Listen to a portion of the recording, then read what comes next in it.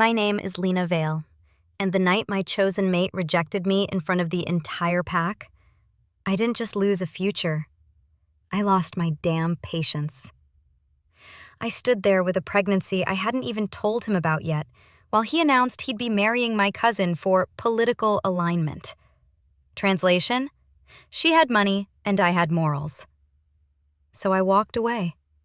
I didn't scream, I didn't beg, I just left, pregnant, humiliated, and with the kind of rage that makes even the moon goddess double lock her doors.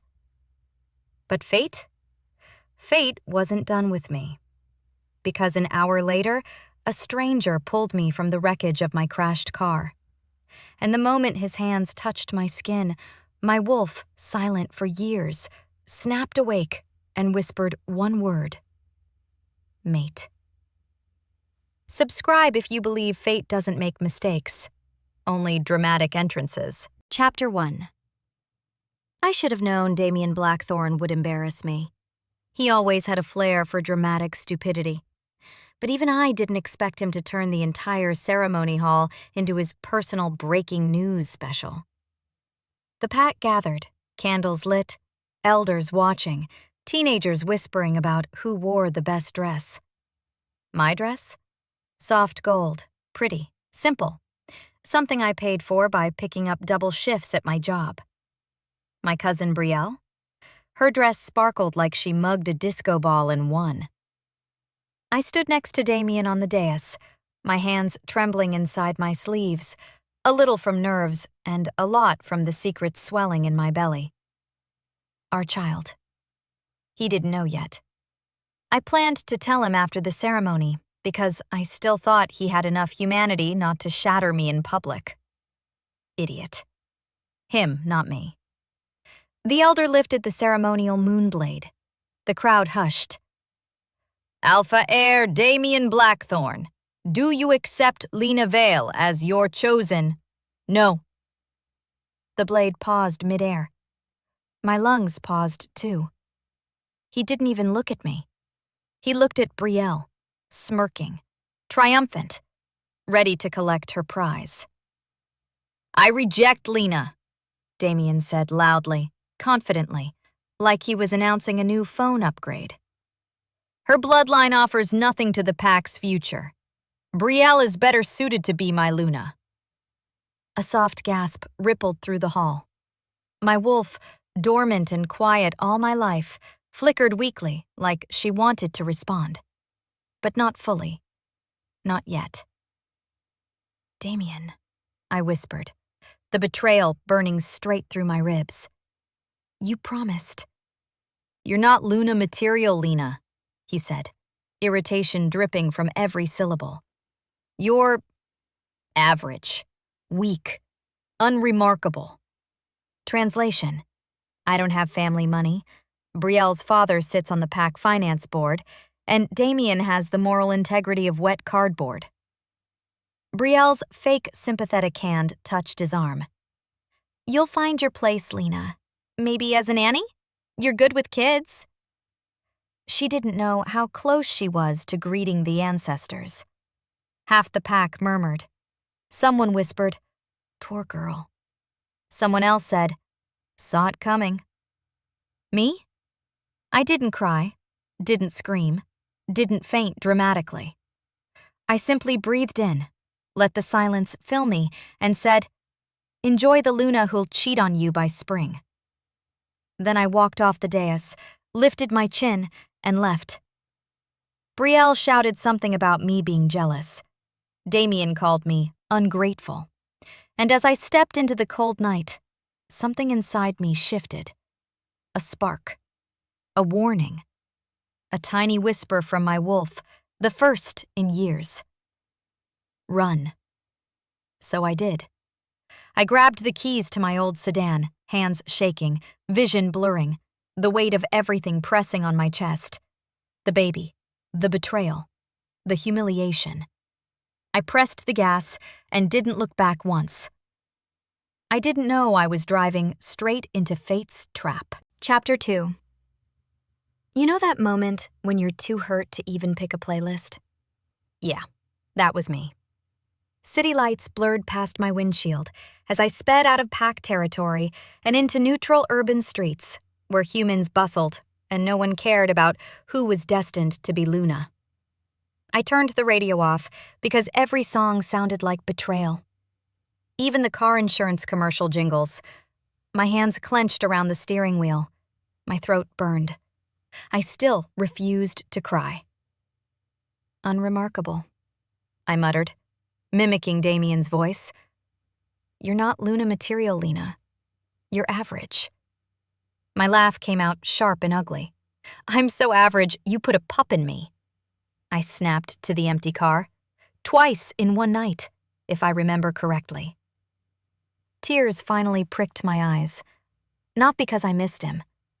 Because I'd believed him. I'd believed that after a lifetime of being the poor relation, the pack orphan whose parents died in a rogue attack with no noble surname to mourn them, I'd finally found someone who chose me.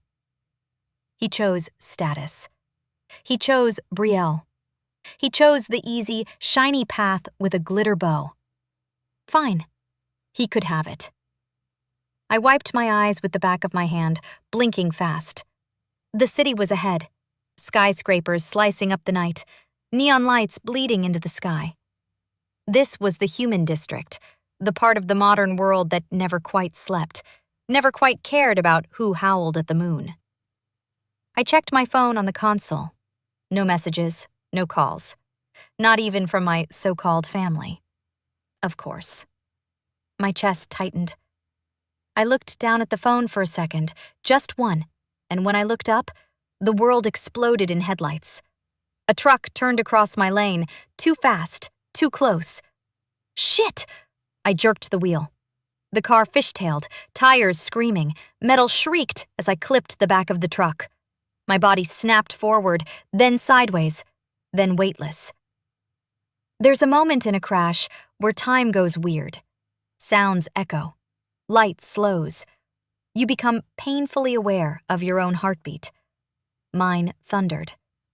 The baby. Instinct screamed, louder than my fear. I felt the car roll, once, twice, glass shattering, metal twisting. My head hit something. Pain detonated behind my eyes.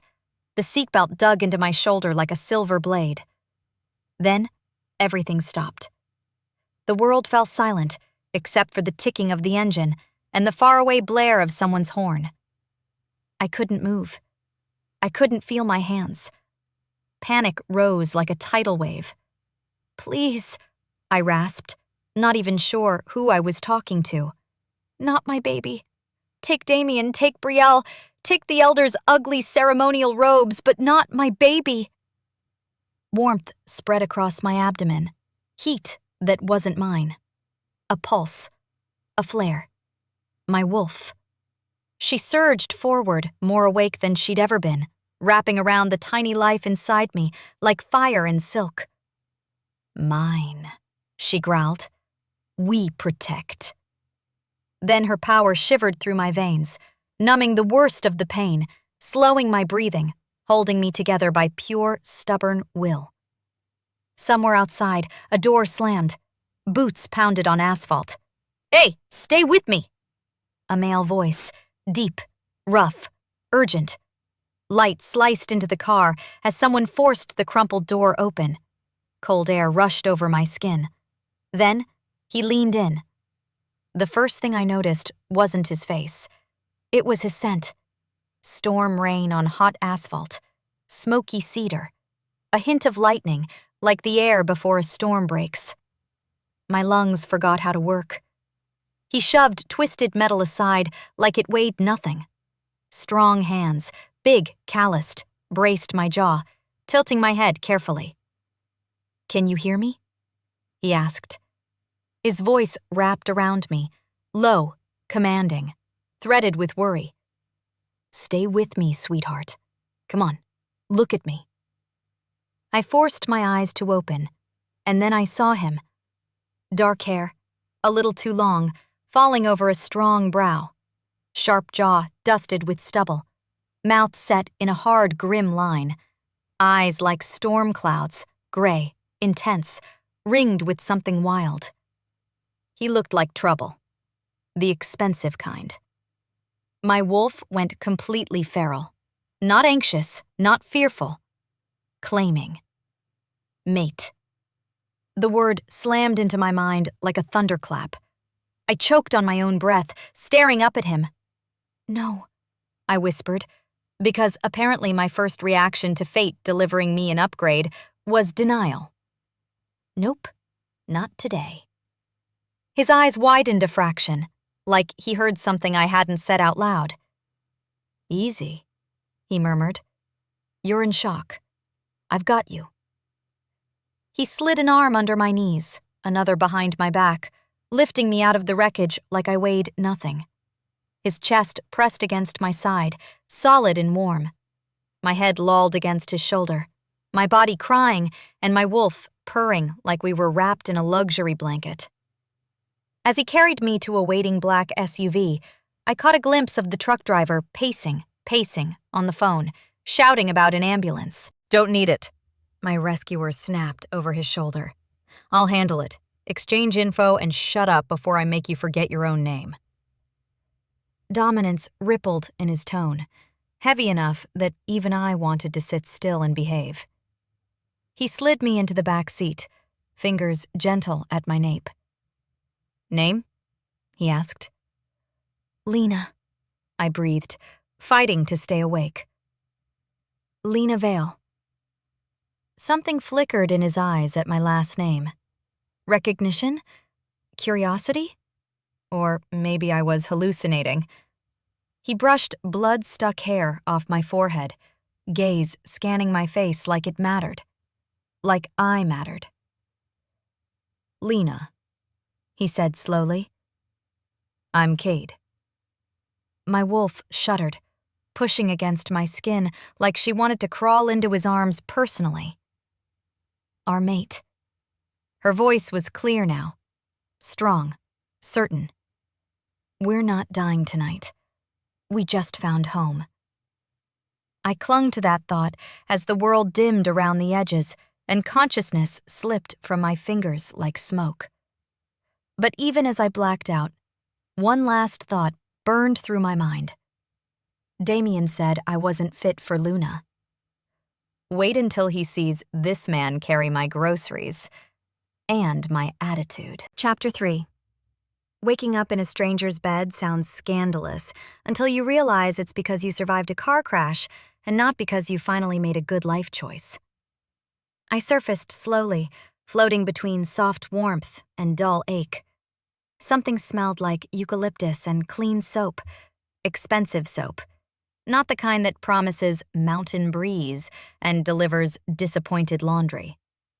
My lashes fluttered open. Not my bedroom. Not the pack infirmary. Not a hospital. A modern, minimalistic room. Deep charcoal walls, sleek furniture. A soft glow from a Himalayan salt lamp in the corner. Giant windows overlooking the glittering human city skyline. I shifted, and pain flickered through my ribs, but not nearly as bad as I expected. My wolf whispered inside me, steady and warm. Healed you. Safe. Healed? Safe? Who? The door clicked. Then he walked in. Kade. The man from the accident. The man fate apparently handpicked like she was shopping from a luxury catalog. He wore a fitted black Henley that did things, illegal things, to my entire nervous system. His dark hair was damp from a shower, pushed back in a way that made him look both dangerous and distractingly handsome. His storm gray eyes softened the moment they landed on me. You're awake, he said quietly. His voice hit my bloodstream like honey mixed with whiskey, soothing with a burn. I swallowed. I think so? His lips twitched. Good sign. He walked closer, and my wolf practically rolled onto her back like a lovesick puppy. I ignored her. Mostly. Kade sat on the edge of the bed, keeping just enough distance to seem respectful, but close enough that his scent, rain and cedar and low danger, wrapped around me. "How long was I out?" I asked. "Half a day. Your wolf was working overtime. Impressive healing." "My wolf?" I paused. "Is that something you just know how to check? On strangers?" His eyes held mine. "You're not a stranger." Heat flared in my cheeks. "We literally met because my car tried to reenact a Transformers scene." He smirked. "And you're still arguing. Good. Means your head's fine." I bit back a smile. "You don't even know me." "I know you're stronger than you look," he said, "and that someone hurt you tonight." My breath hitched. He didn't say it like a question. He said it like a fact he intended to fix. I crossed my arms, more emotionally than physically, because my ribs complained. "It's none of your business," I muttered. "Maybe," he said, leaning back slightly. "But I made it my business when I pulled you from that car." My wolf made a pleased, low hum. Traitor. He reached toward my wrist, slow, deliberate, then paused. "May I?" he asked. "May you what?" "Check your pulse." I blinked. "You really take the whole caretaker thing seriously." He didn't smile, but something softened around his eyes. "Your name is Lena Vale. I'm assuming you don't just pass out in crashed cars for fun." I exhaled and gave him my wrist. His fingers brushed my skin. Electricity shot up my arm, across my chest and down to my toes. My wolf howled, full, awake, demanding. "Mate." The word flashed so vividly, it stole my breath. Kade stiffened almost imperceptibly. Not surprised. Acknowledging, like he felt it too. He released my wrist slowly, carefully, as if the contact meant something he wasn't ready to say out loud. "You're stable," he murmured, "but you're dehydrated and stressed." Stress? Understatement of the year. Kade stood. "I made soup. Well, my chef did, but I supervised." I squinted. "You have a chef?" He raised a brow. "Does that offend you?" "No," I said. "It explains the soap." A startled laugh escaped him, quick and low. He ran a thumb across his jaw, watching me with that soft storm in his eyes. "Hungry?" My stomach growled loudly enough to answer on its own. Kade nodded once. "I'll bring it in. Stay in bed." I scoffed. "I'm pregnant, not fragile." He paused mid-step, freezing. My heart stuttered. Oh, shit.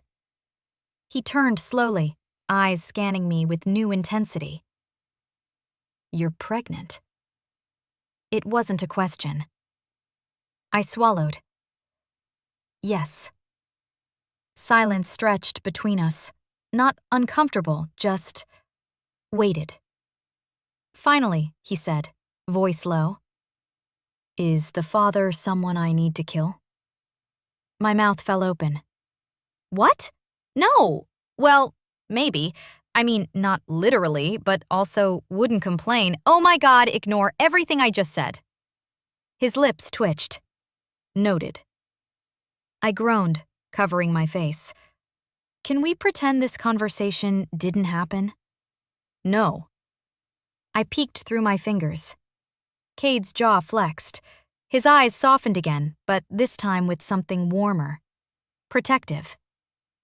"You don't have to tell me anything," he said. "But you're not alone, Lena." My throat tightened. I hated how much those words hit.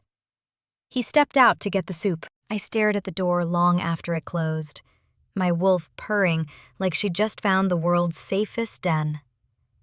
But my heart whispered something terrifying.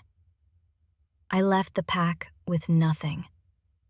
And somehow, I'd woken up with everything I didn't know I needed. Kade returned with a tray like he was delivering food to a royal guest, not a half-broken she-wolf who crash-landed into his life.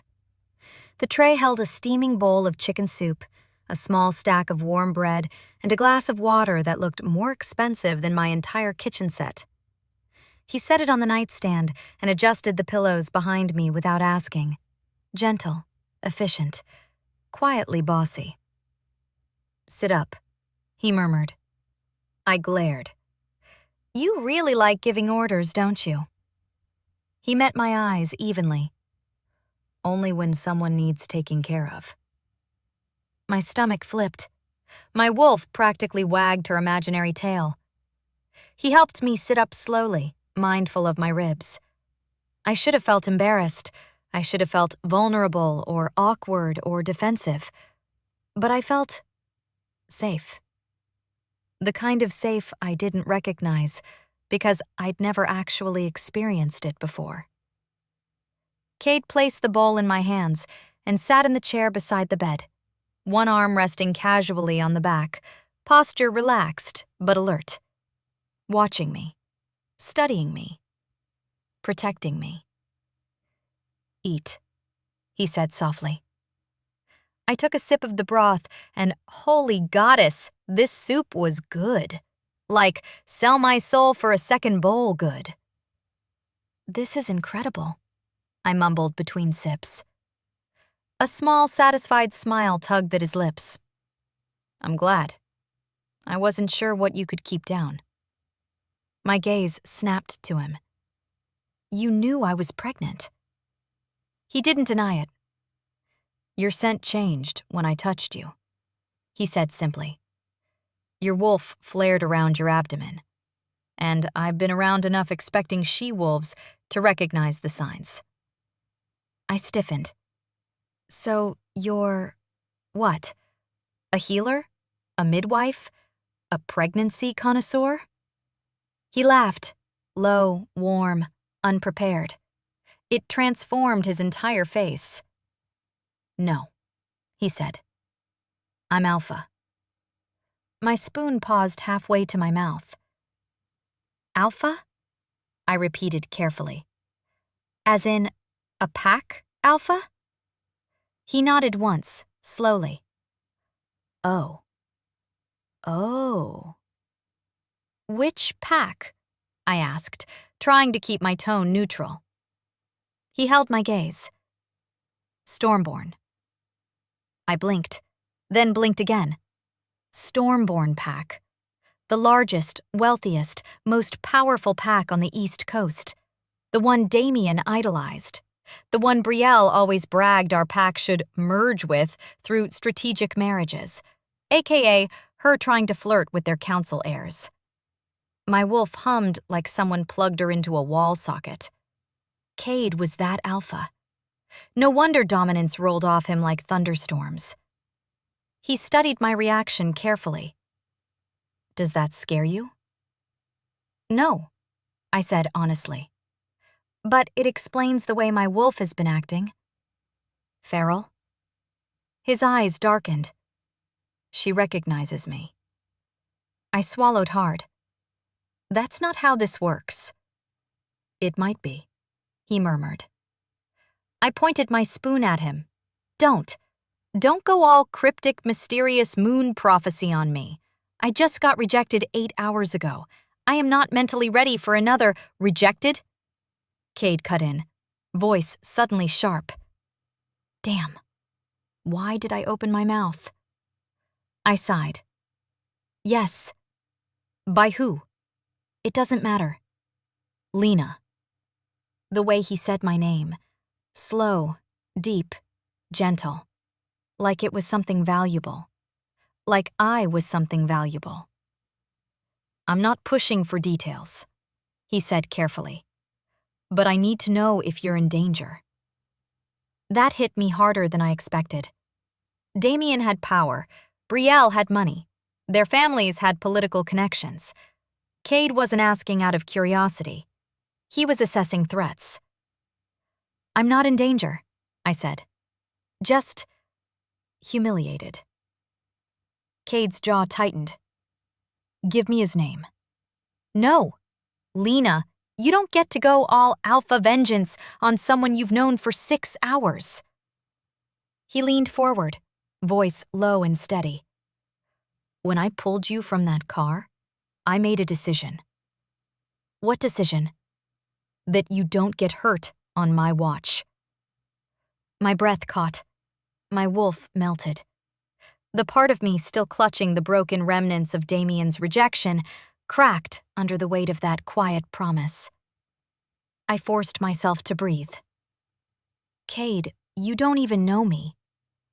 I know enough, he murmured. I know you tried to drive yourself to safety while pregnant and injured. I know you heal fast, which means you're strong. I know your scent is steady even under stress, which means you're disciplined. And I know your wolf responds to mine. I swallowed. Kade. He stood, gently removing the bowl from my hands. You don't have to accept anything, he said. Not now, not ever. But fate didn't put me on that road tonight for nothing. I stared at him, heart pounding. He reached the door, paused, then turned back. Sleep, Lena. I'll be here when you wake up. Then he left the room, but not before my wolf whispered, smug and sure. Home. Chapter 5. I woke the next morning to the smell of bacon. Actual bacon. Not the cheap microwave kind, not the healthier alternative turkey strips Brielle swore by. Real, sizzling, crispy bacon. My wolf practically drooled. I pushed myself upright, surprised at how little it hurt. My wolf's healing had clearly been working overtime. The bruise on my side was faint. My headache was gone. Even the soreness in my ribs had dulled. Healing that fast wasn't normal for me. But apparently, being in close proximity to a powerful alpha could speed things up. I sighed. Of course, fate would tie my recovery to the walking thunderstorm in the next room. I slid out of bed slowly and padded across the room. Kade had left clothes for me. Soft black leggings, an oversized sweatshirt, even socks. Everything smelled faintly like him. Manipulative, I muttered. My wolf purred. Traitors everywhere. After changing, I made my way through the hallway of Kade's penthouse. The place was huge. Floor-to-ceiling windows, sleek stone counters, modern furniture that whispered, I invest wisely, and a view of the city that made you forget to breathe. Kade stood at the stove, flipping bacon with the kind of casual dominance that made even cooking look dangerous. He wore gray sweatpants and a black fitted t-shirt that showcased a body built for ruining a woman's expectations of all future men.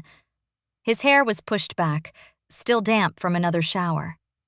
The tattoos snaking down his forearms made my wolf make a sound somewhere between a growl and a purr. I cleared my throat before I embarrassed myself. He turned, eyes sweeping over me in a slow, deliberate way that made heat crawl up my neck. You look better, he said. That's because I'm wearing clothes. Your clothes. Did you dress me? His brows lifted. No. My housekeeper assisted while I made sure your ribs didn't collapse in on themselves. Oh. My face burned. Great. Cool. Love that for me. He smirked. I crossed my arms. You know, normal people call an ambulance after a crash. I did, he said calmly. The driver wasn't hurt. As for you, your wolf didn't want human medics near you. How do you know what my wolf wants? He didn't miss a beat. She was screaming at me the second I touched you. Hard to miss. I froze. My wolf doesn't scream, I said quietly. She barely whispers. Not with me. Something thick settled between us. Warm, heavy, dangerous. I cleared my throat. Breakfast smells good. Kade nodded toward the table. Sit. There it was again. Alpha command, but gentle, coaxing, not controlling, offering safety, not ownership. I sat reluctantly. He made a plate for me, eggs, bacon, toast, fruit, and slid it in front of me before making his own. Then he sat across from me, elbows on the table, watching me with that quiet intensity that made every nerve in my body take notice. "Eat," he said. I narrowed my eyes. "Stop bossing me." He didn't smile, but the corner of his mouth twitched. "Make me." I almost choked on my toast. "Is this how Stormborn Alphas flirt?" I asked. "No," he said. "Just how I flirt." My heart did something stupid in my chest. I pointed my fork at him. "We need boundaries." "Agreed," he said immediately. I blinked. "You didn't even argue." "Should I?" "Yes," I said. No, I don't know. I'm confused." "I know," he said. "That's why we set boundaries." I stared. "Okay, fine. Boundaries. Good. What's the first one?"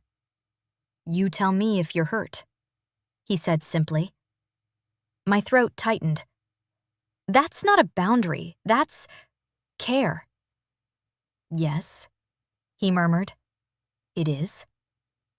I looked down at my plate, fighting emotion I didn't invite. "Second boundary," I said, composing myself.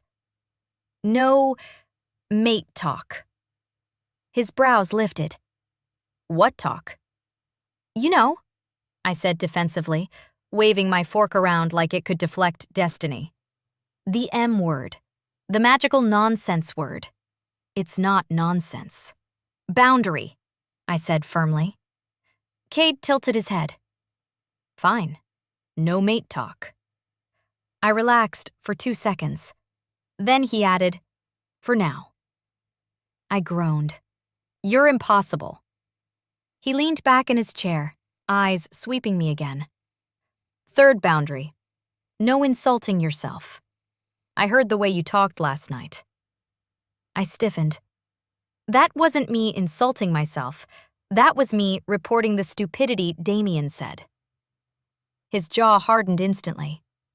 "Damien," he repeated, voice empty of emotion but full of promise. "The father?" "No," I said quickly. "Just the idiot who threw me away." "He threw you away." Not a question. A slow, lethal confirmation. "He rejected me in front of the entire pack," I admitted quietly. Then announced he'd be marrying my cousin. Kade's nostrils flared. "Did he know you're expecting?" "No." "What's the pack name?" "Nope," I said. "Boundary. You don't get to go hunt him down." His gaze darkened. "Tell me his pack name, Lena." "No," I repeated stubbornly. He exhaled slowly, like he was wrestling with the instinct to go full war god and level a small town. Then, carefully, he said, "Fourth boundary. You stay here until you heal. You and the pup." I blinked. "Stay here? As in, with you?" "Yes." "Why?" Kade's gaze softened, but only slightly. "Because you're safer with me than anywhere else." My heart tripped over itself. "And because," he added, tone lower, eyes warmer, "you deserve better than what you were given." My wolf shuddered. For once, I didn't argue. Chapter 6. The thing about staying in an alpha's penthouse? You realize very quickly that privacy is an illusion, and the man has the awareness of a predator who can sense your emotional state from 3 rooms away. I wandered into the living room after breakfast, needing movement, needing space, needing something. The city stretched below like a glittering maze, the morning sun slicing over skyscrapers and waking the world. I wrapped my arms around myself, staring out at the streets, thinking about the baby, thinking about the rejection, thinking about the fact that I'd woken up in an alpha's bed and felt safer there than I ever had in my own pack. Footsteps padded behind me, quiet but unmistakable. "Kade, you move like a ghost," I muttered without turning. "Ghosts aren't this handsome," he said casually. I rolled my eyes so hard I nearly sprained a socket. "That's debatable." He stepped beside me, hands in his pockets, gaze on the skyline. "You're tense," he said. "No kidding." He didn't push, didn't crowd. He just stood there, near enough for my wolf to settle, far enough for my pride to breathe. Finally, he asked, "What's on your mind?"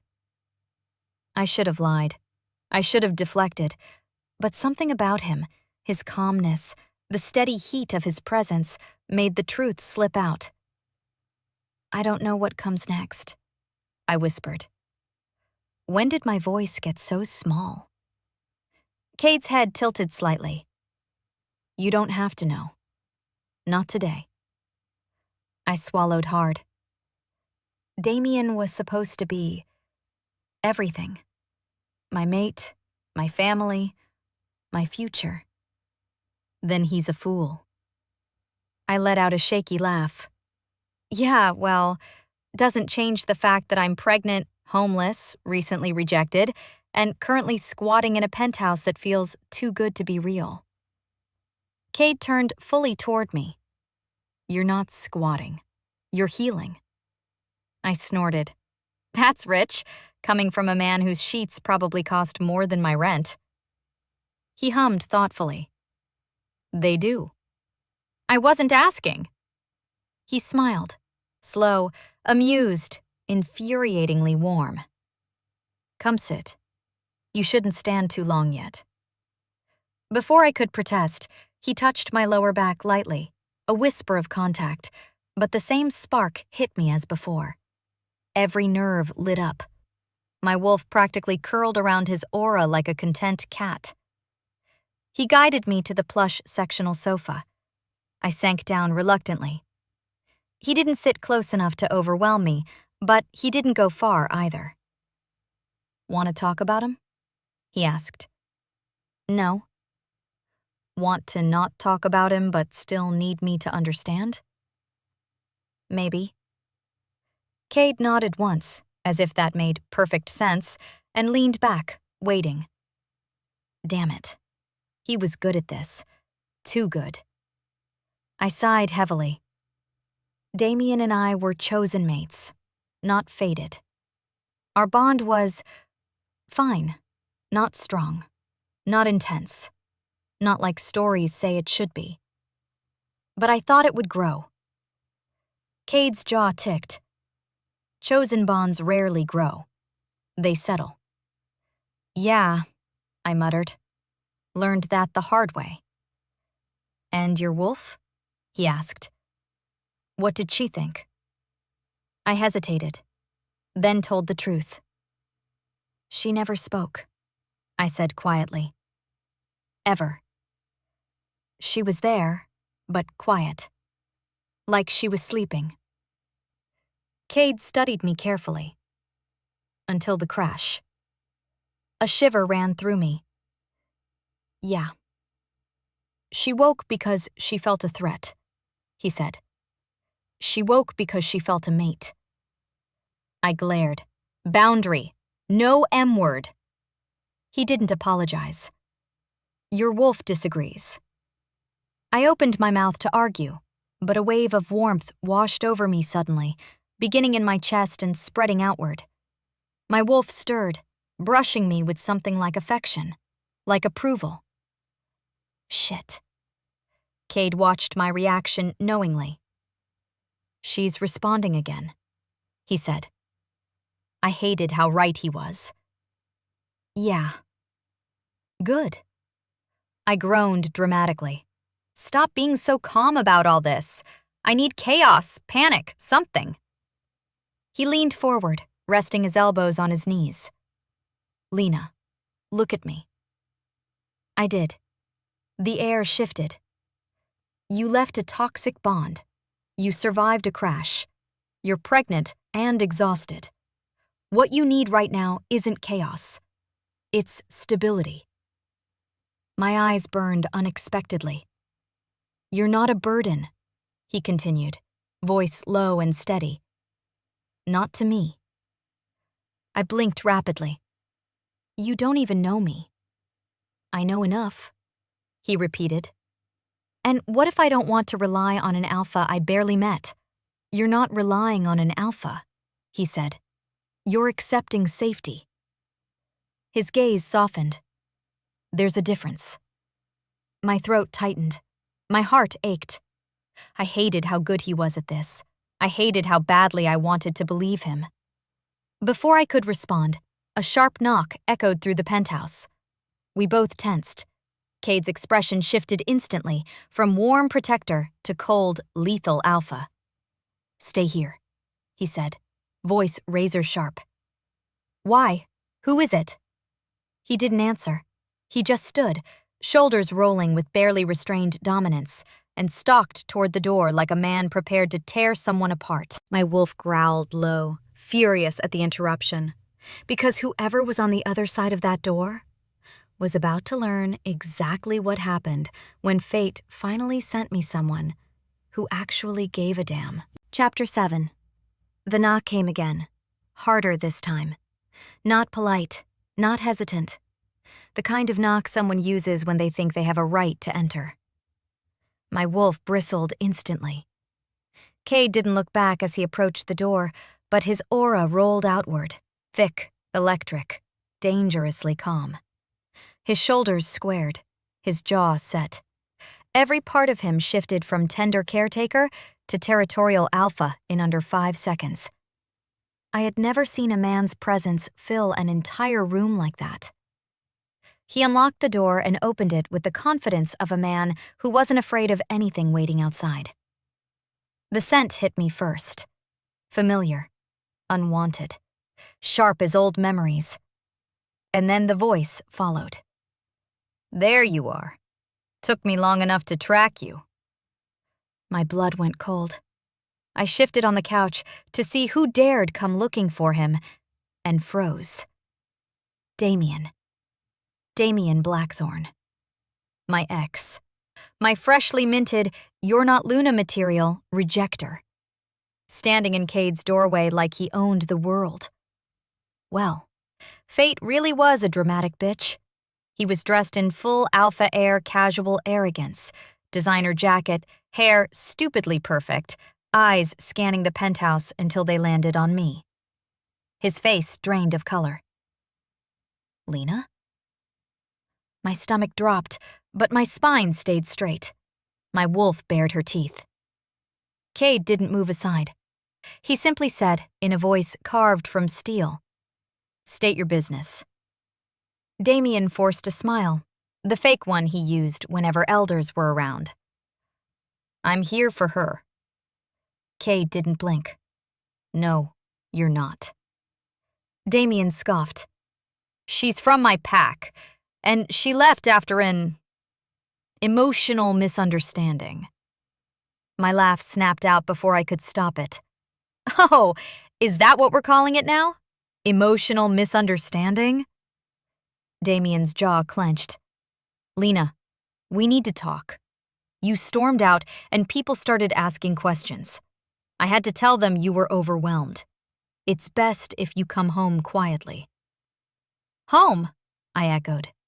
You married my cousin 2 hours after humiliating me in front of the pack. It was for political reasons, he snapped. Was it for political reasons when you slept with her before the ceremony too? Kade turned his head slightly, eyes narrowing, not at me, but at Damien. The air crackled. Damien inhaled sharply. That's irrelevant. You belong to my pack. Come home. No, I said immediately. He blinked, stunned. Damien wasn't used to me saying no. I used to soften everything to keep the peace, to avoid attention, to hold on to what I thought was love. Not anymore. Not after the crash. Not after Kade. Not after feeling what safety actually felt like. Damien's gaze flicked to my stomach, and that's when everything inside me turned to ice. You're pregnant. My heart kicked. My wolf snarled. Kade's aura spiked so fast, the air in the penthouse trembled. And you didn't tell me? Damien demanded. No, I said.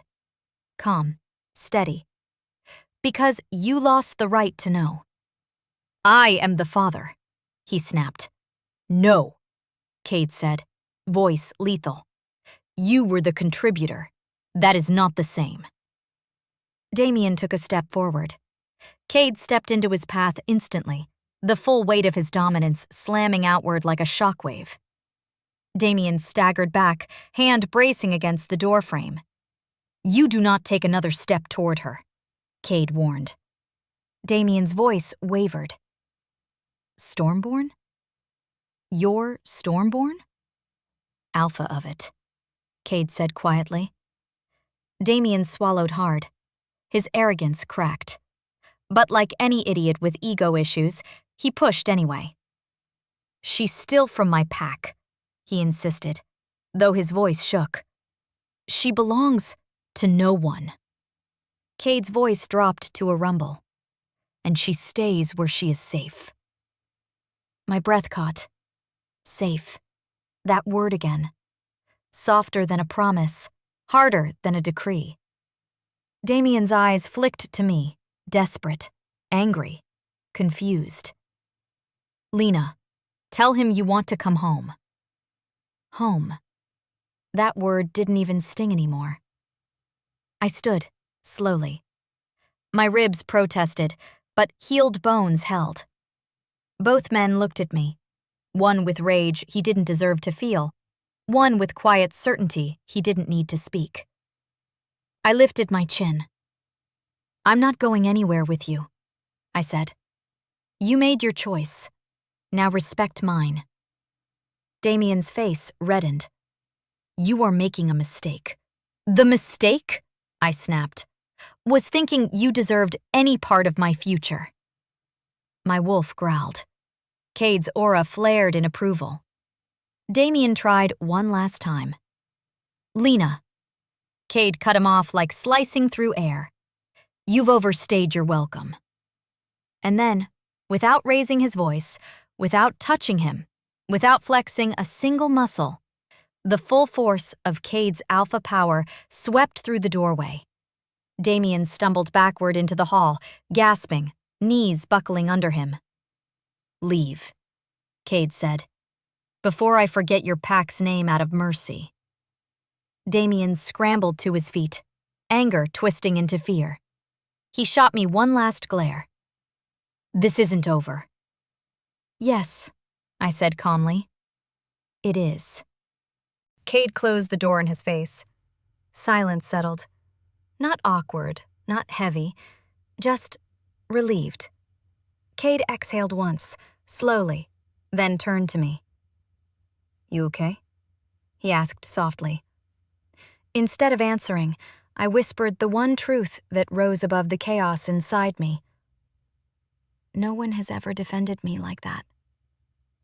Kade stepped closer, eyes warm and fierce. Get used to it, Lena. My pulse jumped. Because as long as you're under my roof. His voice dipped, unmistakable and intimate. You're mine to protect. My wolf howled in approval. I didn't argue. Not this time. After Damien left, more like got thrown out by an invisible wall of raw alpha energy, I felt weird. Not relieved, not triumphant, not scared, just cracked open. Like something tight around my ribs had finally snapped, letting air rush in for the first time in forever. Kade watched me carefully, the storm in his eyes mellowing into something warmer, but still piercing. You should sit, he murmured. I'm not made of glass, I said automatically. No, he agreed quietly. You're made of steel. But even steel bends when it's been under pressure too long. I blinked. Ouch. Who gave him the right to be insightful before noon? I sank onto the couch, mostly because my legs were shaking. Kade stood a moment, studying me, as if making sure I wouldn't pass out or bolt. Finally, he sat beside me. Not too close, not crowding, but close enough that his presence wrapped around me like a warm blanket. My wolf practically purred. I cleared my throat, staring at the coffee table. I didn't expect him to come. Kade's jaw flexed. I did. I frowned. Why?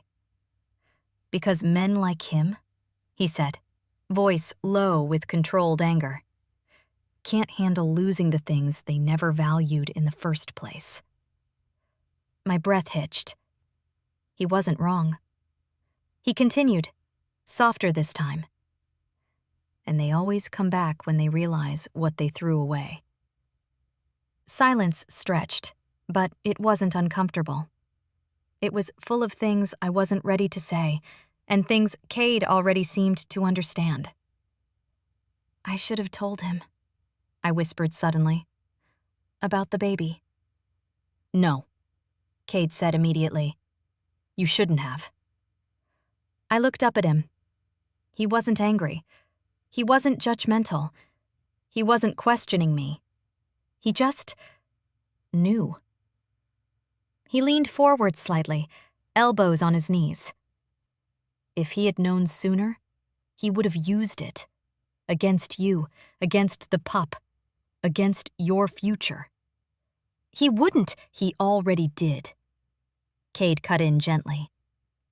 The moment he rejected you publicly, the moment he belittled you, he proved he would put his ego above your well-being. I swallowed hard, throat tight. Kade's voice dropped. You did the right thing, Lena. I looked down at my hands. It's just, everything hit at once. The rejection, the baby, the crash. You. I paused. Especially you. His gaze sharpened. Me? You showed up out of nowhere, I said quietly. You saved me, protected me, fed me, and then Damien looked at me like he suddenly remembered I existed. My voice cracked. It's overwhelming. Kade's expression softened, really softened, like the storm inside him calmed just for me. Overwhelming doesn't mean bad, he said gently. No, I agreed. But it means I don't know where to put everything I'm feeling. Kade shifted closer. Not by much. Just enough to make his warmth brush my arm. Then start small, he said. Start with one truth. I hesitated. My wolf nudged me. Hard. I don't want to go back to my old pack, I whispered. Not ever. Kade's breath left him in a quiet exhale. Relief? Satisfaction? Something deeper? You won't, he said. Not as long as I'm alive. My chest tightened again, but not painfully. More like something unfolding, slow and hesitant. And the second truth? He asked softly. I swallowed. I don't understand why my wolf is reacting to you like this. This time, Kade didn't hide his reaction. His aura warmed. His eyes darkened, not with anger, but something deeper. Something primitive. It's simple, he said. Your wolf recognizes what you've never been given. I exhaled shakily. Which is? Kade reached out, slow, silent permission, and brushed a stray curl behind my ear. His fingers barely grazed my skin, but electricity ripped through me like a shock. "Safety," he said. My wolf trembled with something like awe. "And the third truth?" he asked. I shook my head. "That's enough honesty for one day." Kade didn't push. Instead, he leaned back, voice softer than I'd heard it yet. "Whenever you're ready to say it, I'll be here." The room went quiet, warm, still. And for the first time since Damien dropped me like spoiled leftovers, I felt the ground beneath me again. Stable, steady, safe. But the universe, dramatic diva that she is, wasn't finished, because my phone buzzed on the coffee table, a message from a number I never expected. "Brielle, we need to talk. It's about the baby." My heart stopped. Kade saw the look on my face. "What is it?" he asked, voice low and dangerous. I stared at the screen, breath frozen, and whispered, "My cousin knows." Chapter 9. I stared at the text like it was a venomous snake waiting to bite. My cousin, my betrayer, Damien's new bride. "We need to talk. It's about the baby." My wolf snarled, pacing beneath my skin. Not scared, not anxious, just pissed. Kade's eyes snapped to me. "Lena, what happened?" I held up the phone. "Brielle, she knows." "How?" His voice dropped an octave, dangerous, quiet. "Damien must have seen the look on my face," I muttered, pulse spiking. "He probably told her the moment he left." Kade's jaw flexed. "What does she want?" I looked back at the message, bile rising in my throat. "To talk," I said, which never means talk. Kade extended a hand, open, palm up, patient. Not demanding, not commanding, just offering. "Give me the phone," he said quietly. I hesitated, heart pounding. Then I placed it in his hand. He read the message, expression barely shifting, but his energy did. The air crackled. The temperature dropped 1/2 degree. Stormborn Alpha mode activated. He typed something before I could ask, then handed the phone back. I blinked at the screen. "If you want to talk, you can talk to my Alpha." My stomach dropped. "Kade.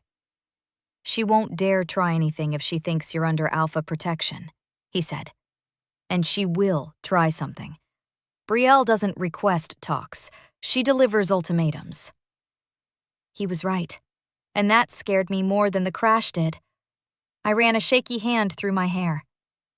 What do I even say to her? She's ruthless, manipulative, and she's married to Damien now. She has the pack backing her. Kade stepped closer, eyes steady, voice even. "Then she talks to me, not you." My wolf settled instantly. Loved that, wanted that. But the human side of me, the side that had been taught to shrink, to obey, to keep the peace, shook her head. "I can't hide behind you," I whispered. "You're not hiding," he corrected. "You're choosing who stands beside you." My breath caught. He didn't try to convince me with dominance. He didn't use rank or pressure. He simply gave me a choice. The first real choice I'd had in years. My eyes burned. What if she tells the pack? What if they come for me? "They won't," Kade said, certainty radiating from every syllable. "Stormborn territory is protected, and you're under my roof." He didn't add, "You're mine." He didn't have to. My wolf already chanted it. A ping sounded. A new message. "Brielle, meet me, noon, corner of 3rd and Easton. Come alone, or I tell Damien everything." My stomach churned. Why there? That's a human cafe strip. "Neutral ground," Kade said. Public. Cameras. She can't touch you without consequences. But she'll try to manipulate, I whispered. She's already manipulating. She's trying to isolate you. I swallowed. Should I go? Yes, he said. Then, softer. And no. I frowned. Meaning? You show up, he said, but you don't go alone. I can't bring a Stormborn Alpha to a meetup with her, I snapped. He smirked. You're not. I blinked. What? I'll follow at a distance, more than a block behind. She won't sense me unless I want her to. I hesitated. That seems sneaky. Strategic, he corrected. Brielle uses shadows. I use storms. A weak laugh escaped me. That's terrible poetry. Then it's fitting for her. I stared at him. Kade. He stepped close enough that our arms almost brushed. His voice dropped to a hush. Lena, I will not let her hurt you. Or the pup. Something in me cracked at those words. The old Lena, the obedient one, the soft one, the girl desperate for acceptance, crumbled. The new Lena, forged from betrayal and fire and fate's stubborn hand, rose. I took a deep breath, nodded. Okay, I'll go. Kade studied me, reading every emotion like a language he'd spoken for years. You don't face enemies alone anymore, he said. My chest tightened. I'm still getting used to that. You will, he murmured. And goddess help me, a part of me already had. At the city cafe strip. Humans bustled around the outdoor seating areas, chatting, sipping iced coffees, walking tiny dogs in sweaters. The kind of normalcy that made pack politics look absurd. I scanned the area until I saw her. Brielle. Perfect blonde curls, designer coat, sunglasses too big for her face, smiling like she hadn't stolen my future. I approached slowly. She stood. Lena, you look alive. Sucks, doesn't it? I deadpanned. She sat. Let's get to the point. I stayed standing. Her smile faded. Fine. If you won't sit, I'll talk fast. That baby changes everything. My wolf bristled. What do you want, Brielle? I asked. She folded her hands. Options. None you'll like.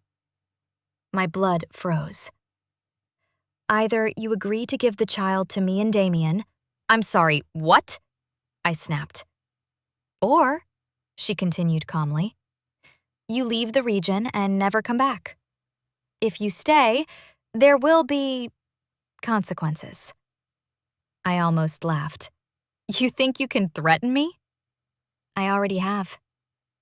My vision blurred with fury. Behind her, across the street, I sensed him. Kade. Watching. Waiting. Ready. And for the first time ever, I looked Brielle straight in the eye and didn't feel small. Because she didn't know what I knew. She didn't know who stood behind me. She didn't know what my wolf had awakened. I leaned in, voice ice cold. You're not taking my baby. She lifted her chin. Then I'll take everything else. I smiled, sharp, dangerous, empowered. No, I said, you won't. Because this time, I wasn't alone. Brielle blinked at me, momentarily thrown off by my confidence. Good. She wasn't used to that. She was used to Lena the pushover, Lena the sweet, Lena who wouldn't dare speak out of turn. But that Lena died in a rolled sedan the night a stranger pulled her from the dark. The Lena standing here now? She knew her worth, and she knew someone powerful enough to back it up. Brielle crossed her legs, settling back into her chair with fake calm. Lena, don't be foolish. Think about your future, about your child's future.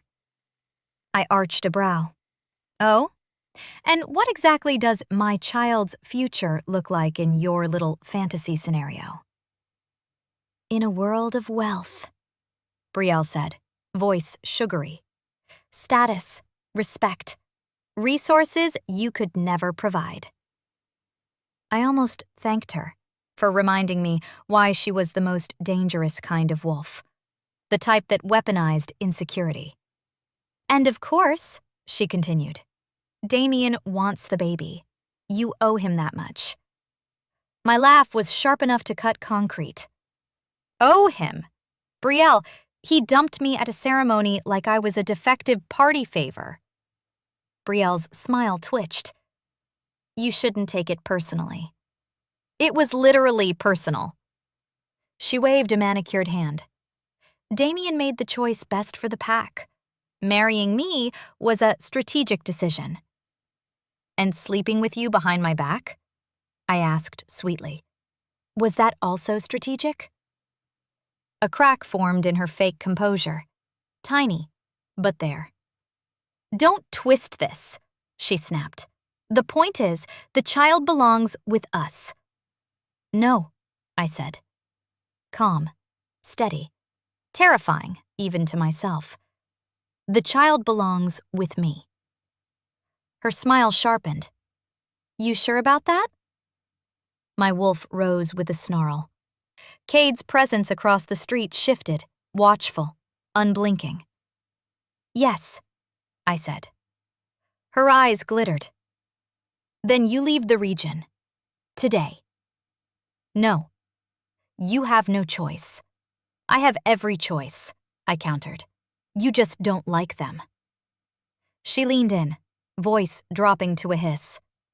Lena, be smart. You're alone. No pack, no mate, no protection. I grinned. Oh, sweetheart, I whispered. That's where you're wrong. Her brows knit. What are you?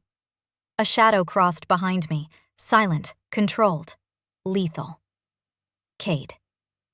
She didn't know yet. She couldn't sense him until he wanted her to. But the moment he stepped into her peripheral vision, Brielle's entire body went rigid. Her wolf recognized him. Alpha. True Alpha. Stormborn. Kade didn't approach us, yet. He simply stood there, hands in his pockets, gaze locked on Brielle like he was judging if she belonged in the recycle bin or the shredder. Brielle swallowed hard. Good. I gave her a sweet smile. Allow me to introduce a boundary you didn't know existed. Her eyes flicked between us. Lena, what did you do? I survived, I said.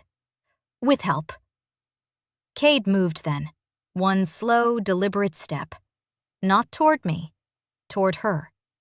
Dominance sweeping out in a wave so thick even humans paused mid-walk, glancing around like they felt the tension in the air. Brielle gripped the edge of the table. That's impossible. Why is a Stormborn Alpha here?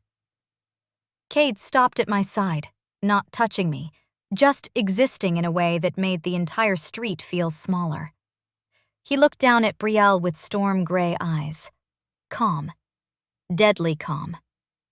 Because, he said, you threatened what's mine to protect. Brielle's breath hitched. Yours? I shut it down fast. Boundary, I whispered to Kade. He smirked just enough for me to see, before turning serious again. She threatened you, he reminded me softly. Yes, I murmured. And your pup, he said. My hand instinctively went to my stomach. My wolf snarled again, furious at even the memory of Brielle's attempt. You have no authority over me, Brielle snapped at Kade. I'm the future Luna of no, Kade cut in. You're the Luna of exactly nothing. Damien's father hasn't stepped down, and even then, you'd never hold the rank. You don't have the strength. Her face drained of color. "But more importantly," he added, voice like quiet thunder, "your territorial rights end where her safety begins." I'd never seen Brielle truly frightened until now. "I can still tell the pack," she whispered, trembling slightly. "You can," Kade said. "And I'll tell every alpha on the eastern seaboard exactly why Stormborn considers you a threat. They'll want to distance their packs from yours before you destroy it with your politics." Her eyes widened. "You wouldn't." "I would," Kade said simply. "And I'll win." Brielle looked at me, desperate for leverage. "This isn't you, Lena. You're not strong like this." I stepped forward. "No," I said. "I wasn't. But you made me." Her lip trembled. "Damien, he won't let this stand." "Oh," I whispered. "I hope he tries." Kade's aura surged, protective and fierce. "Here's what happens now," he said, voice low. "You walk away. No claims, no threats, no contact. Or I make sure every elder knows exactly how you manipulate chosen bonds for political advantage." Brielle paled. She knew Stormborn influence. She knew what that threat meant. She stood slowly, gathering what remained of her dignity. "This isn't over," she whispered. I smiled. "Oh, it absolutely is." She fled down the street. Kade watched until she disappeared into the crowd. Then he turned to me, warmth softening the edges of his storm again. "You did good," he murmured. I let out a shaky breath. "I'm shaking." "Understandable." "Not from fear," I said. He stepped closer. "Then what?" "You showed up." His expression softened so much, it nearly broke me. "I told you," he said. "You don't face enemies alone anymore." My heart fluttered wildly. And for the first time, I didn't fight it. Chapter 11. By the time we returned to Kade's penthouse, my adrenaline had crashed harder than my car. My legs shook. My heart thudded like it had been beaten with a frying pan. My wolf paced anxiously beneath my skin, not out of fear, but because she hated that Brielle breathed the same oxygen as me for 20 minutes. The moment the door clicked shut behind us, Kade gently placed a hand on my back. "Sit," he murmured. I didn't argue. Pretty sure my spine was being held together by stubbornness and spite. I sank onto the sofa, exhaling shakily. Kade crouched in front of me, kneeling even. The Stormborn Alpha, on his knees in front of me. My brain short-circuited. He scanned my face slowly, his intensity turning soft around the edges. "Are you hurt?" "No," I breathed. "Just overwhelmed." "You handled her perfectly." I snorted. "You threatened political nuclear warfare. I just stood there and didn't cry." He tilted his head slightly. "And that, Lena, is strength." I looked away, embarrassed. "She wanted to take my baby."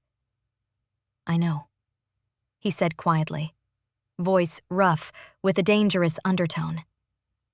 "And she never will." My throat tightened. Tears pricked my eyes, but this time not from hurt. From relief. From safety. From the realization that someone finally stood with me, not against me or above me.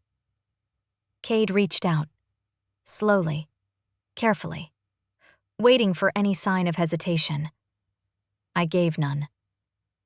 He took my hands gently, his thumbs brushing across my knuckles. "You don't have to be strong right now," he said softly. I can be strong for you. That was the moment the dam inside me cracked. A silent tear rolled down my cheek, not from sadness, but from the release of years of being ignored, dismissed, belittled, and betrayed. Kade brushed it away with the back of his finger, incredibly gentle for someone who radiated raw power. Lena, he murmured, look at me. I lifted my gaze, and what I saw there, in those storm-gray eyes, wasn't pity, wasn't obligation, wasn't savior complex. It was reverence. I won't push you, he said. Not ever. But if you need to fall apart here. With me. No one had ever offered that. Not with sincerity. Not with loyalty behind it. I'm not used to this, I whispered. To what? To someone choosing me. Kade inhaled sharply, eyes darkening a moment before softening again. Then let me be the first of many. My heart fluttered painfully, beautifully. I wanted to say thank you. I wanted to say I didn't deserve it. I wanted to say I wasn't ready. But my wolf, bolder than me, surged forward with brutal honesty. He is ours. Heat flooded my cheeks as I shoved that thought down. Hard. Kade's expression shifted, gaze sharpening like he caught an emotional echo I didn't verbalize. Your wolf is loud, he said softly. Ignore her, I muttered. She's going through a personality renaissance. He actually chuckled, low and warm. She says what you won't. She says too much, I said quickly. She needs a muzzle. Kade's lips twitched. She's not wrong, though. I groaned. Not you two. He stood slowly, offering his hand. Come, he said. You need rest. I hesitated only a moment before sliding my hand into his. His palm enveloped mine, warm and steady. He guided me to the bedroom, not the guest room, but his bedroom. I froze in the doorway. Kade, you sleep, he said. I'll take the chaise. But this is your room. He raised a brow. And? You're an alpha, I said. Not a sleep-deprived human decoration. He stepped closer. I've slept on far worse surfaces than my own furniture. I frowned. Like what? Forest floors? War camps? Council meetings? I laughed. Really laughed. For the first time in days. Okay, the council meeting one seems traumatic. You have no idea. Kade placed a hand on the doorframe above my head, leaning in just slightly. Not trapping, not demanding, just close. Enough that I could feel the warmth radiating from him. You're safe here, he said quietly. His words hit something deep in me, something neglected, something wounded, something that didn't know home until now. I whispered, I believe you. And for the first time ever, I meant it. He nodded once, satisfied. Good. He stepped back, grabbed a blanket and pillow for himself, and carried them to the chaise near the window. I slipped into the bed, exhaustion sinking into my bones. The linen smelled faintly like him. Rain, cedar, and storm. As I lay there, my wolf curled in contentment, whispering things I wasn't ready to face. But just before sleep claimed me, I heard Kade's low voice from across the room. Good night, Lena. Something warm bloomed in my chest. Softly, I answered. Good night, Kade. And for the first time in a long time, I slept without fear. Chapter 12. I woke up before dawn, not because of nightmares, not because of stress, not because Damien's emotional incompetence haunted my REM cycles, but because something in the room felt warm, safe, guarded. I blinked into the dim light.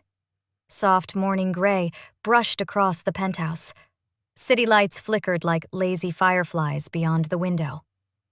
And there, curled up on the chaise by the window, blanket tangled around him, was Kade. Sleeping, or rather, attempting to sleep. His head tilted back against the cushions, one arm draped over his stomach.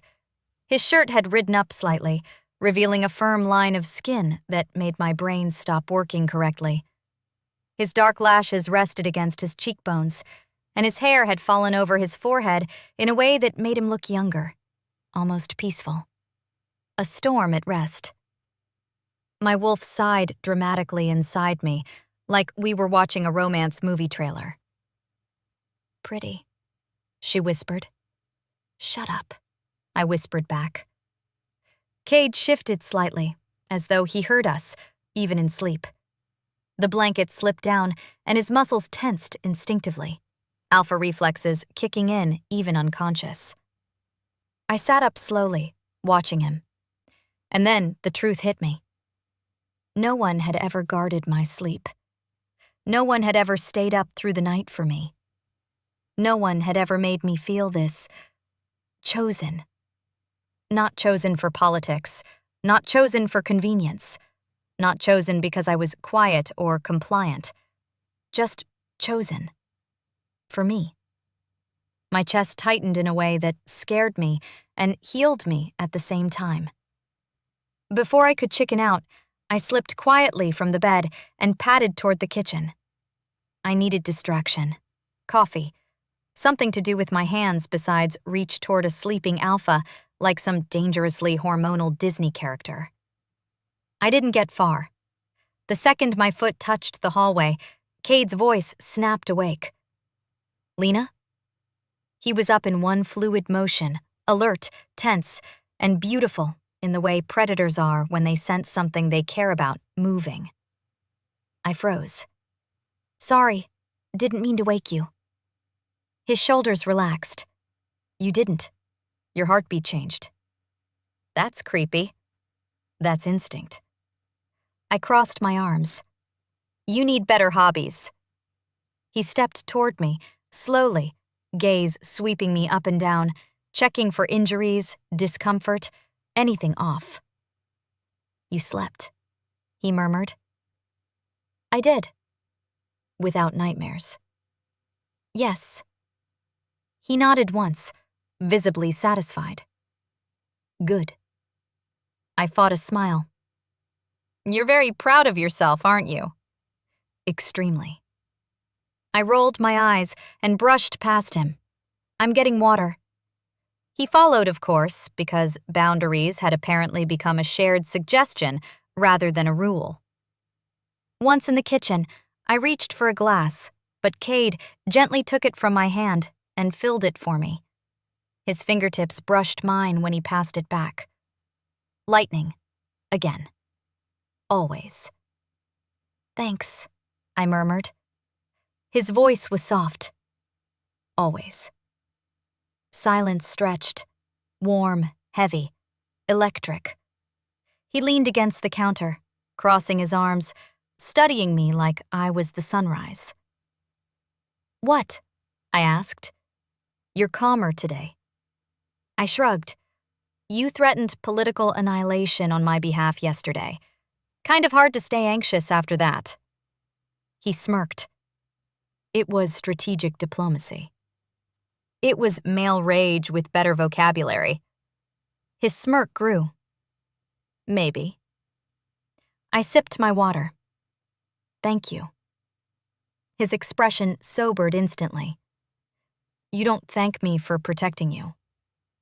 "No," I said. "I thank you because you didn't have to." He stepped closer. Lena, I do have to. My heart thudded. Why? He brushed a knuckle along my jawline, featherlight, reverent, careful. Because your safety matters to me. His voice roughened. More than it should. More than I expected. The world slowed. My breath hitched. His eyes darkened, pupils dilating like he was holding back something primal, something that wanted to claim and protect in equal measure. Kade, I whispered. He stopped himself, barely.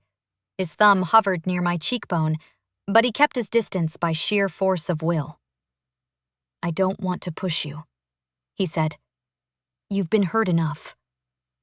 I swallowed. You're not hurting me. His jaw tightened, like he needed that reassurance more than I realized. Still, he murmured, I wait until you're ready. My wolf shoved at me from inside, loudly. We're ready. I exhaled shakily. Maybe don't wait. He blinked, breath catching. Lena. I stepped closer, close enough that I had to tilt my head slightly to look up at him, close enough that his scent wrapped around me like a warm storm. You show up, I said, voice trembling but certain. You stay. You protect without asking anything. You make me feel like I'm not alone for the first time in my life. His throat bobbed, breath shallow. Kade, I whispered. I'm choosing you too. That was all it took. He cupped my cheek with both hands, careful but desperate, pulling me closer as though fighting himself and failing. His forehead touched mine, breath mingling with mine. Tell me to stop, he whispered. I won't, I breathed. And then he kissed me. Soft at first, testing, gentle. But then my fingers curled into his shirt, and he pulled me flush against him, and the kiss deepened, wild, hungry, devastating. A claiming without the word, a promise without the ritual, a storm breaking in the quiet hours of dawn. When he finally pulled back, his breathing was ragged. Lena. His voice shook.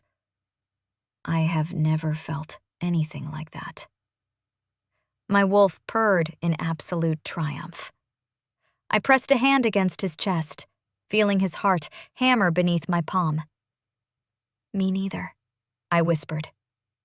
His eyes softened, storm clouds parting to reveal something bright and terrifyingly beautiful. Then don't run, he said softly. Not from this. I'm not running, I whispered. I'm right here. And for the first time in my life, I meant it with everything I was. Chapter 13. If someone had told me a week ago that I'd be standing in a Stormborn Alpha's penthouse kitchen, kissed breathless before sunrise, and feeling safer than I ever had in my life, I would have laughed until I choked. But here I was, alive, awake, wanted, and not because of obligation or convenience or political benefit. Wanted because I existed, because I breathed, because I was me. The morning sunlight warmed the room as Kade's lips brushed the top of my head, an instinctive gesture he didn't seem to realize he'd made. I did, and so did my wolf. She practically rolled around, smearing scent on him in metaphysical delight. Stop that, I whispered to her. Kade chuckled softly. Talking to your wolf again? Maybe. His voice dipped. What's she saying this time? That you kiss like a man who knows what he's doing. His smile was slow and devastating. She's not wrong. My cheeks heated, but my heart felt light, too light. A strange but welcome feeling. Before I could say anything else, Kade's phone buzzed on the counter. His expression darkened the second he read the notification. "What's wrong?" I asked. He took a slow breath, bracing himself. "Your former pack sent an alert through the Alpha channels." My blood chilled. "What kind of alert?" "A claim of missing she-wolf. Name Lena Vale." My pulse spiked. "What?" He held the phone out so I could see the message. "Alert. Pack member Lena Vale has left pack boundaries without approval. Status: missing and potentially compromised. Request: information from regional alphas." My stomach twisted. "They reported me missing? Are you kidding?" Kade's jaw flexed. "It's a power move, a way to assert ownership." "I don't belong to them." "No," he said firmly. "You don't." I sat down heavily. Brielle. She must have pushed this through. Kade shook his head. "No, Damien." His voice sharpened. "He's trying to establish legal ties to your child before you publicly sever pack alignment." My breath hitched. "He wants custody." "Yes," Kade said. "Or at least the appearance of legitimate concern so he can make a claim." My hands trembled. "I can't let him take my baby. Kade, I can't." "You won't," he said, kneeling beside me, voice steady despite the storm rising behind his eyes. "I won't let that happen." My throat tightened. "What do we do?" What do I do? For years, I let the pack speak for me, speak over me, speak as if I had no voice. Not anymore. Kade watched me closely. "There's only one way to stop this." "What way?" "Make your own declaration. Official. On the record." He paused. "Break with your old pack." My breath caught. He wasn't wrong. Breaking with a pack was a declaration stronger than blood. A severing of ties, rank, responsibility, and history. A complete restart of identity. It was terrifying, permanent, irreversible. It was freedom. I swallowed. "Kade, if I do that, I have nowhere to go." He held my gaze. "You have somewhere." My heartbeat stuttered. "Where?" "Here," he said softly. "With Stormborn." A warm pause. "With me." My wolf exploded with joy. I blinked rapidly, overwhelmed. "Kade, I can't just join your pack. That's huge, and I don't want to be seen as what?" he asked gently. "As another choice made for political convenience." Kade's expression softened into something so unguarded it made my breath tremble. "Lena," he murmured, "I don't want you in my pack because of politics." His hand cupped my cheek, thumb brushing the corner of my mouth. "I want you here because you're meant to be here." Emotion swelled dangerously in my chest. I whispered, "What if the pack doesn't want me?" "They will," he said, absolutely certain. "Because their alpha wants you here." I inhaled sharply. "Kade." "And because you deserve a pack that sees you," he continued, voice deep with conviction. "Not one that uses you, not one that discards you." Tears threatened. "I'm scared." "Good," he said softly. "Important choices should be made with a little fear. It means you understand the weight." I let out a shaky breath. "Okay. What do I do?" His lips brushed my forehead, gentle, grounding, reverent. "You stand on your own feet," he said. "And you tell the world who you are." My wolf rose within me like a flame. I stood slowly, strong, steady, healing. "What do I say?" I asked. Kade stepped behind me, close but not touching, his presence wrapping around me like invisible armor. "Say the truth," he murmured. Lena Vale, formerly of the Silver Pine Pack, is no longer bound to them. By choice, by voice, by fate. I inhaled deeply. Then I spoke. "My name is Lena Vale," I said, voice trembling but powerful. "And I sever all ties to the Silver Pine Pack. Effective now." Power rippled through my veins, warm, tingling, ancient. My wolf howled in triumph. Kade exhaled shakily behind me.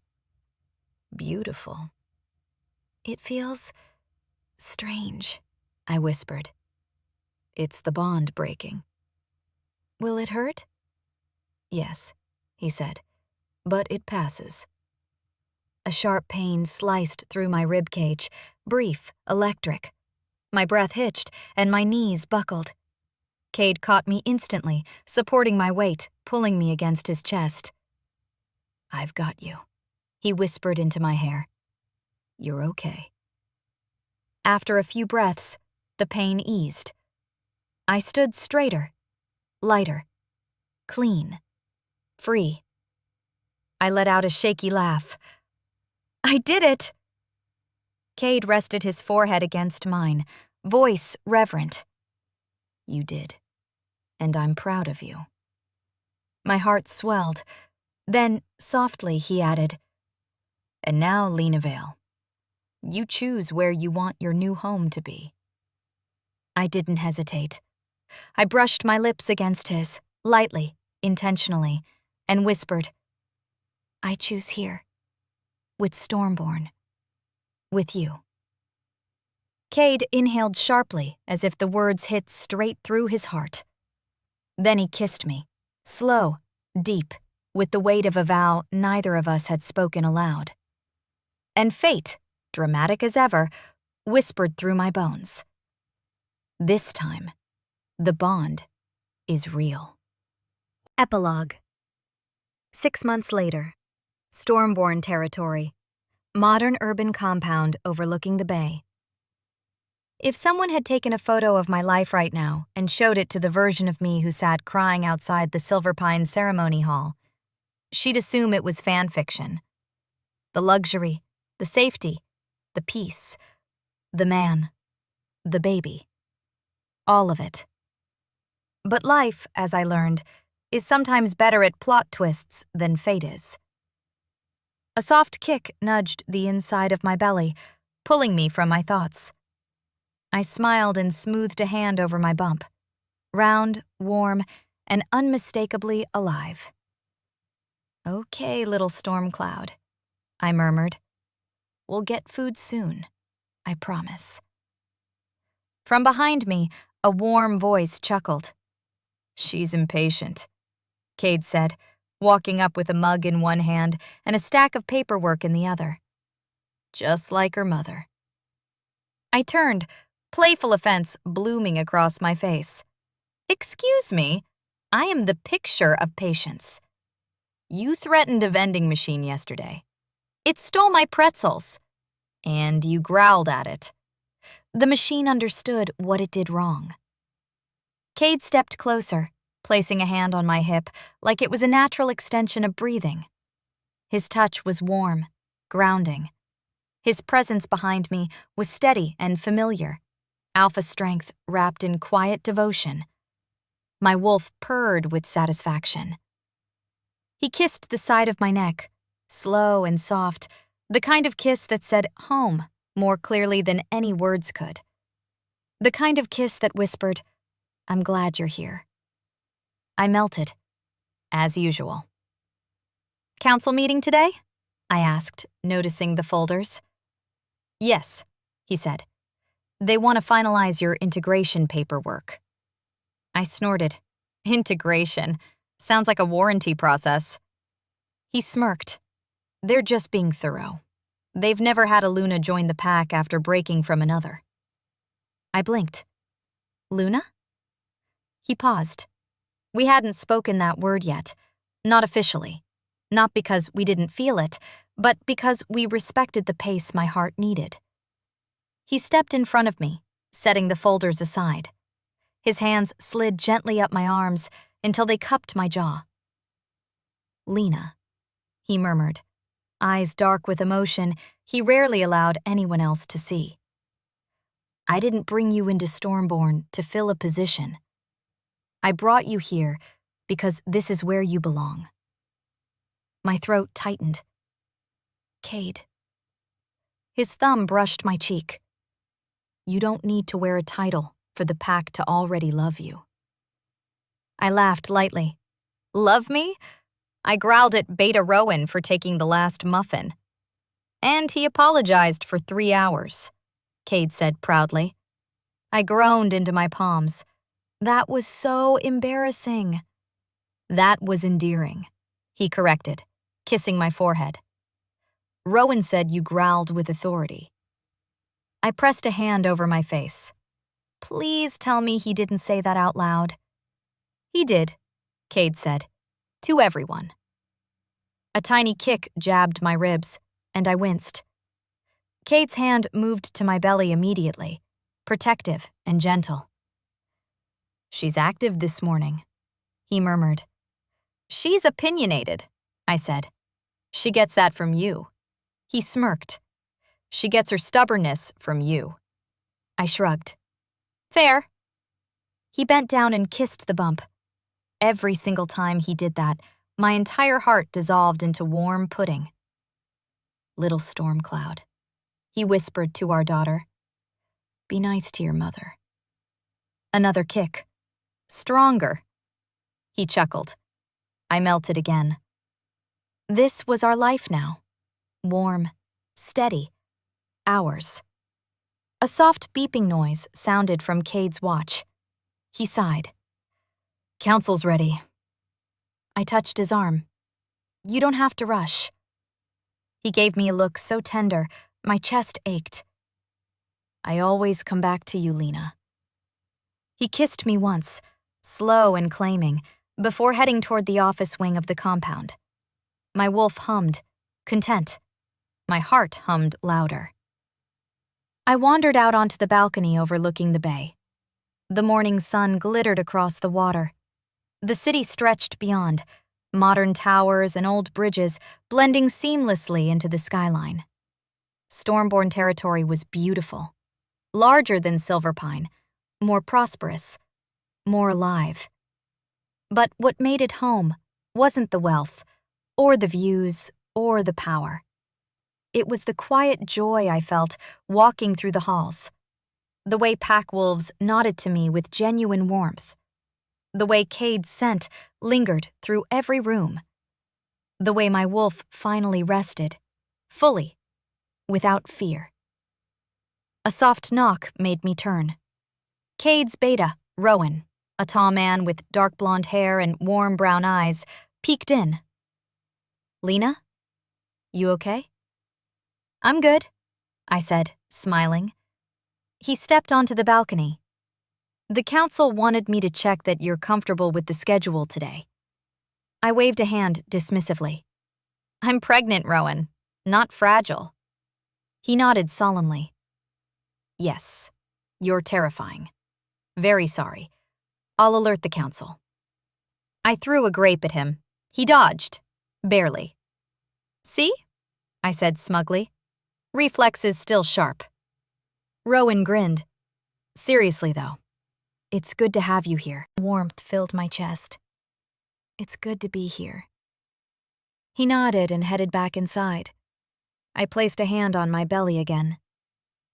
"You're going to grow up in a better world," I whispered to my daughter, "with a pack that values you, with people who care, and with an alpha who never lets you doubt your worth." A familiar presence warmed my back. Kade.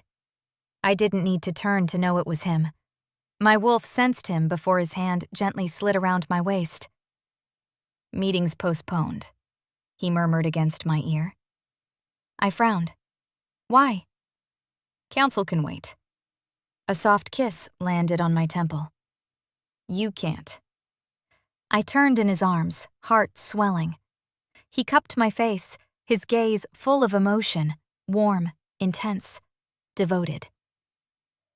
"You chose Stormborn," he said softly. "You chose me. Let me make one thing clear, Lena Vale." He placed a hand over my stomach, eyes shining with something fierce and tender. "You will never regret it." I smiled. Big, genuine, achingly happy. "I already don't."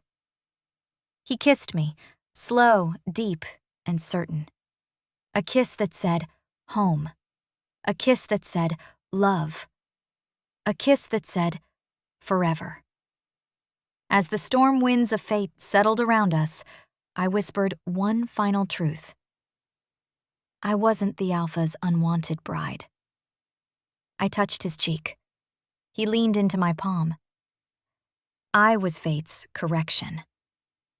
And in Kade's arms, with our daughter moving beneath my skin and a pack waiting to welcome us into its heart, I finally understood.